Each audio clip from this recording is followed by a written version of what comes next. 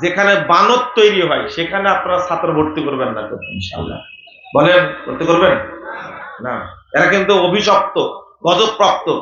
এই কয়েকদিন বক্তব্য দিলাম, এতই সমালোচনা শুরু হয়ে গেছে। ইন্নাল্লাহা ইউবিগিজু কুল্লা আলিমিন বিদ-দুনিয়া জাহিলিন বিল আখিরাহ। যারা দুনিয়াবী জ্ঞান সম্পর্কে অনেক জানে, পরকাল সম্পর্কে কিচ্ছু জানে না, দিন সম্পর্কে জানে না, এরা অভিশপ্ত। এদের উপর আল্লাহ অভিশাপ বর্ষণ করেন। কথা বুঝতে পারলেন? সব জানে, কিন্তু সালাতের মধ্যে যে দোয়াগুলো পড়তে হয় কিছুই জানে না, অর্থই জানে না। আমি বলেছি এরা গাফেল। কি? এরা গাফেল। ইবনে তাইমিয়া রাহিমাহুল্লাহ বলছেন, হুয়া মা মানাল ফাহমা ওয়া শুহুদাল কলব।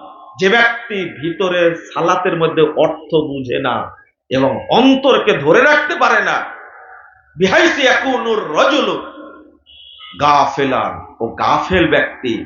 লা রাইবা ইয়ামনাউ সাওয়াব, হাদা লা রাইবা ইয়ামনাউ সাওয়াব। বলছেন এই লোকের যে কোনো নেকি হবে না, সে নেকি পাবে না, এতে কোনো সন্দেহ নাই। ইমাম ইবনে তাইমিয়া রাহিমাহুল্লাহ বলছেন 22 নম্বর খণ্ডের 611 পৃষ্ঠা, 612 পৃষ্ঠা খুললেই পাবেন আপনি। আমি বুঝাচ্ছি যে দিন সম্পর্কে জেনে আমল করার চেষ্টা করেন।